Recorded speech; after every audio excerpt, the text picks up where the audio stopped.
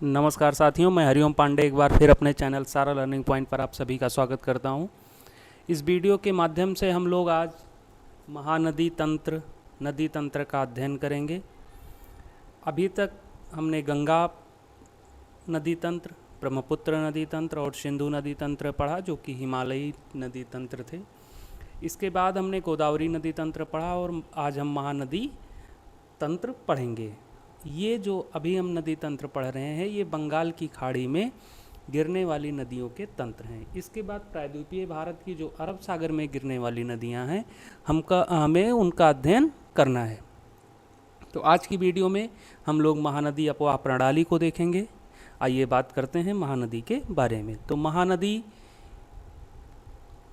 का उद्गम स्थल धमतरी के सिहवा, आपको स्क्रीन पे दिख रहा होगा, धमतरी के सिहवा से माना जाता है। ये बेसिकली जो सिहावा जगह है, ये छत्तीसगढ़ में रायपुर जिले के अंतर्गत है। कहाँ पर? छत्तीसगढ़ रायपुर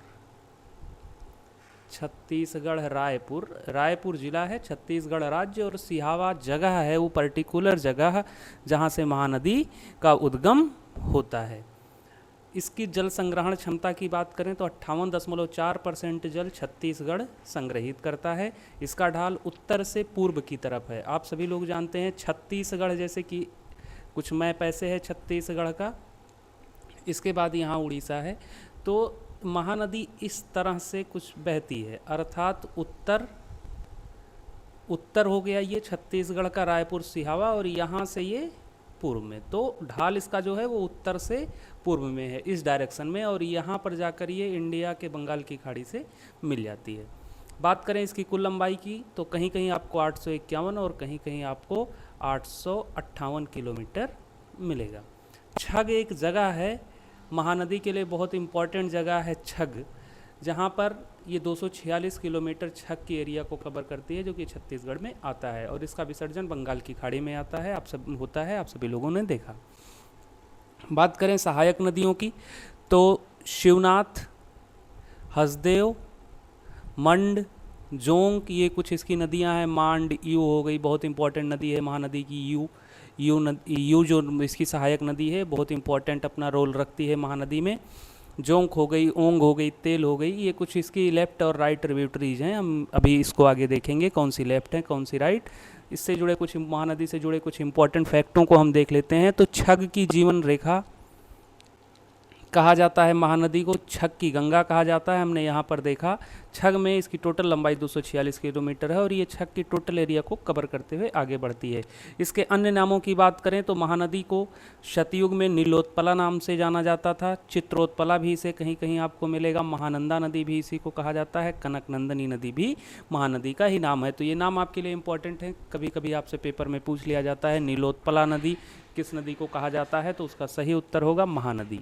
अब बात करते हैं कौन कौन से ऐसे ज़िले हैं जो महानदी के किनारों पर हैं। तो धमतरी हो गया, महासमुंद हो गया, जांजगीर, चंपा हो गई, रायगढ़, दुर्ग, रायपुर, ये सारे जितने ज़िले हैं ये आते हैं। बात करें शहर की, तो कटक एक बहुत ही इंपॉर्टेंट शहर है उड़ीसा का। कटक भी इसी के तट पर है और पुरी भी इसी के तट पर है, ये भी ध्यान रखिएगा आप लोग। जगन्नाथपुरी, जहाँ जगन्नाथ भगवान का मंदिर है, ये पुरी भी किस नदी के तट पर है? तो महानदी के तट पर है। आइए अब देखते हैं महानदी के अपवाह तंत्र को, समझते हैं हम। उद्गम स्थल है सिहावा छत्तीसगढ़ रायपुर में है, आप सभी लोगों ने देखा। उत्तर पूर्व की तरफ ढाल है, सिहावा से महानदी का उद्गम होता है, सिहावा नामक जगह से। सिहावा से उत्तर पूर्व की तरफ ढाल बनाते हुए महानदी आगे बढ़ती है, अर्थात उत्तर से पूर्व की तरफ इसका प्रवाह है, और ये फिर उड़ीसा में एंटर करती है, और उसके बाद बंगाल की खाड़ी में डेल्टा बनाते हुए मिल जाती है। अब बात करते हैं इसकी कुछ ट्रिब्यूटरीज की। तो नदी का फ्लो उत्तर से पूर्व की तरफ है, तो इसकी लेफ़्ट ट्रिब्यूटरीज इधर से होंगी, लेफ़्ट, और राइट ट्रिब्यूटरीज इधर से होंगी। लेफ़्ट राइट हमने आपको बता दिया था कि लेफ़्ट ट्रिब्यूटरीज हम कैसे जानेंगे, जिस नदी का प्रवाह जिस दिशा में हो रहा होगा उस तरफ आप अपना चेहरा करके खड़े हो जाइए। लेफ़्ट हैंड पे जो ट्रिब्यूटरीज होंगी या लेफ़्ट तरफ से जो नदियाँ आकर मिलती होंगी वो लेफ़्ट ट्रिब्यूटरीज होंगी, और जो राइट से आएंगी वो राइट ट्रिब्यूटरीज होंगी। अब बात करते हैं महानदी की ट्रिब्यूटरीज की। तो सबसे पहले लेफ्ट से एक रिवर आती है जिसका नाम है शिवनाथ। क्या नाम है? शिवनाथ। शिवनाथ रिवर महानदी की लेफ्ट ट्रिब्यूटरीज में सबसे पहले आकर मिलती है। राइट से जोंक नदी, जोंक महानदी की इम्पोर्टेंट ट्रिब्यूटरीज है, जोंक रिवर आकर मिलती है।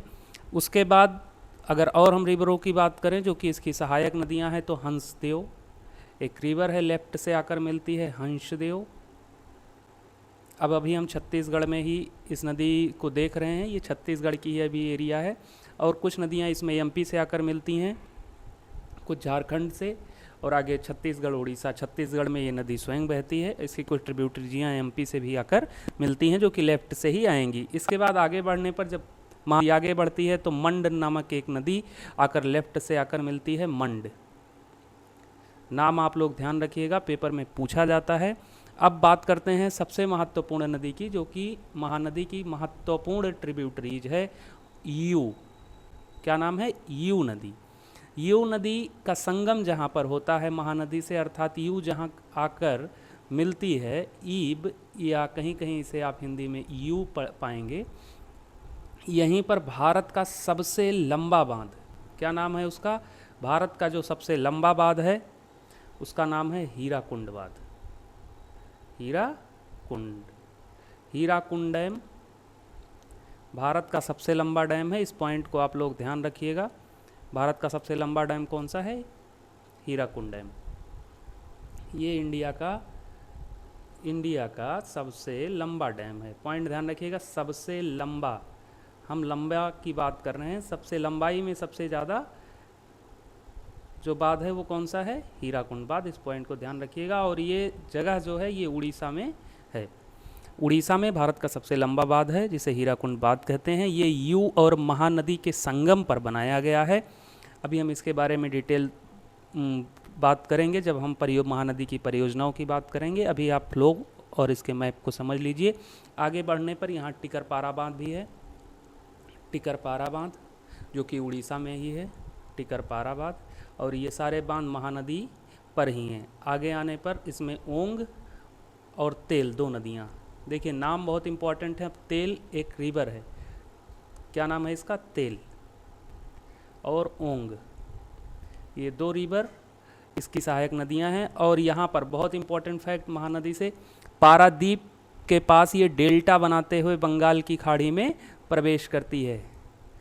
अब ये पारादीप से हमारा एक बहुत ही महत्वपूर्ण नेशनल वाटर, राष्ट्रीय जलमार्ग 5 अर्थात NW5 होकर गुजरता है। NW5 कहाँ से? महानदी को शामिल किया गया है महानदी के टिकरपारा से, जहाँ से पारादीप से डेल्टा बनाकर कटक के पास जो जगह है, यहाँ से ये डेल्टा महानदी बनाती है और यहीं पर NW5 यहाँ से होकर गुजरता है। हम अगर बात करें थोड़ी सी राष्ट्रीय जलमार्गों की, तो राष्ट्रीय जलमार्ग 5 की अगर हम बात करें तो राष्ट्रीय जलमार्ग 5 को कब मान्यता दी गई? 24 नवंबर, पॉइंट ध्यान रखिएगा, 24 नवंबर 2008 को इसको मान्यता प्रदान की गई है नेशनल वाटर 5 को। कब? 24 नवंबर 2008 को। इसके अंतर्गत कितनी नदियों को शामिल किया गया है?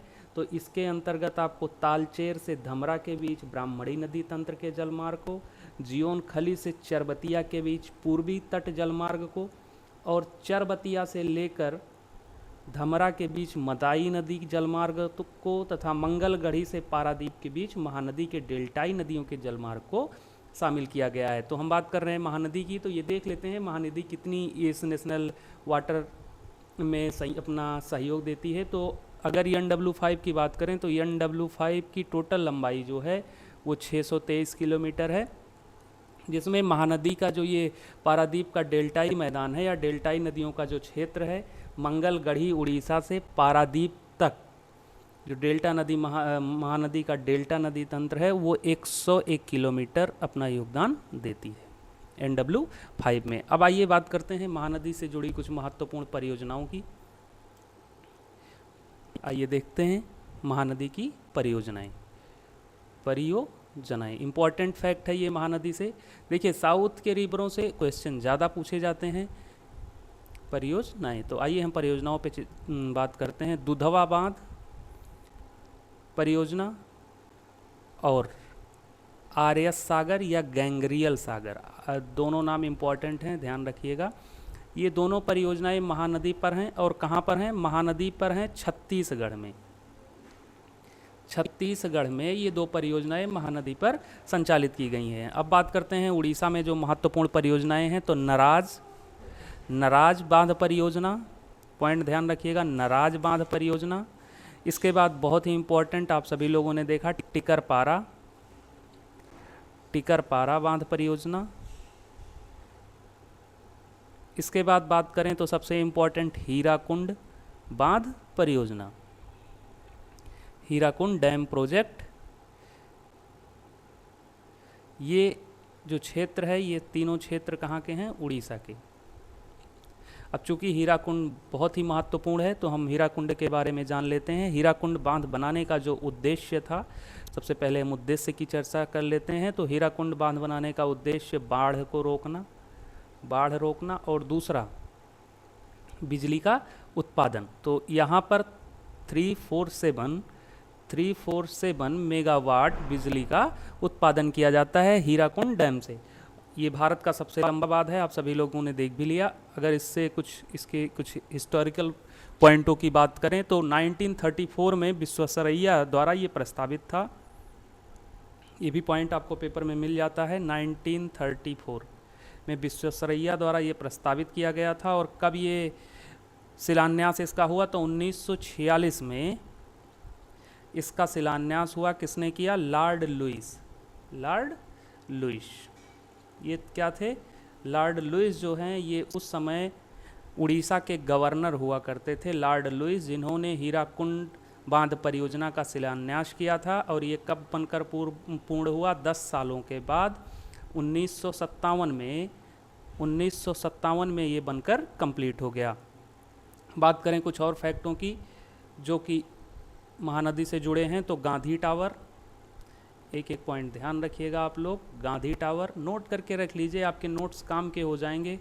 इस बात को आप ध्यान रखिए कि ये सारी चीज़ें आपको इकट्ठा नहीं मिलने वाली हैं जो आज आपको यहाँ दे दी जा रही हैं। गांधी टावर हो गया, नेहरू टावर हो गया, ये सारी चीज़ें महानदी की ही परियोजनाएं हैं। नेहरू टावर हो गया।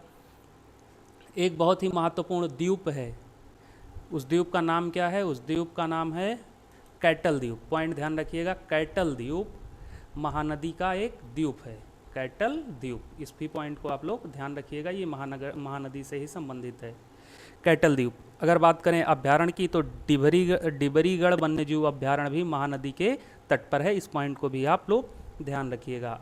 अब यहाँ से 2 इम्पॉर्टेंट फैक्ट निकल के आ रहे हैं। हम लोग राष्ट्रीय जलमार्ग, हमको अभी एक पढ़ना है। क्या पढ़ना है? राष्ट्रीय जलमार्ग, NW जितने भी हैं उसको हम क्लियर करेंगे। और उसके बाद हमको अभी जो बंगाल की खाड़ी में गिरने वाली नदियां हैं, उनमें से जो बची हुई नदियां हैं, जैसे कि कावेरी, जो कि बहुत ही महत्वपूर्ण है एग्ज़ाम के पॉइंट ऑफ व्यू से, उन नदियों को हमें देखना है। अब थोड़ी सी बात हम समझ लेते हैं यहाँ पे कि हम किस टाइप की नदियों की बात कर रहे हैं। इंडिया के मैप की अगर हम बात करें तो इंडिया का मैप कुछ इस प्रकार से आपको दिखेगा। ये इंडिया का मैप है। तुम अभी बंगाल की खाड़ी में, ये जो एरिया आपको दिख रही है पूर्वी घाट की, ये बंगाल की खाड़ी में गिरने वाली नदियां हैं। तो महानदी सबसे पहले नदी है जो कि बंगाल की खाड़ी में इधर से गिरती है, हमने महानदी पढ़ लिया है। इसके बाद गोदावरी हमने पढ़ लिया है। इसके बाद कृष्णा हमने पढ़ लिया है। हमारे पास एक नदी बच रही है जो कि बहुत ही इम्पॉर्टेंट है और उसका नाम है कावेरी नदी तंत्र को हमें पढ़ना है। इसके बाद हमारी जो महत्वपूर्ण बंगाल की खाड़ी में गिरने वाली नदियां हैं वो कंप्लीट हो जाएंगी। इसके बाद हम पढ़ेंगे अरब सागर में गिरने वाली या पश्चिम की तरफ बहने वाली प्रमुख नदियों की, जिसमें नर्मदा है, आगे और भी नदियां हैं, हम इसको ट्रिक से भी देखेंगे। तो कावेरी नदी तंत्र को हम अपनी अगली वीडियो में कवर करेंगे और इसके साथ ही हमारी बंगाल की खाड़ी में गिरने वाली महत्वपूर्ण नदियाँ ख़त्म हो जाएंगी। और आप लोग सजेस्ट करिए कि इसके बाद आपको कौन से पॉइंट को ज्योग्राफी में पढ़ना है, फिर हम उस पॉइंट को कवर करेंगे। बहरहाल मिलते हैं अगली वीडियो में। तब तक के लिए जय हिंद, जय भारत। पढ़ते रहिए, मस्त रहिए।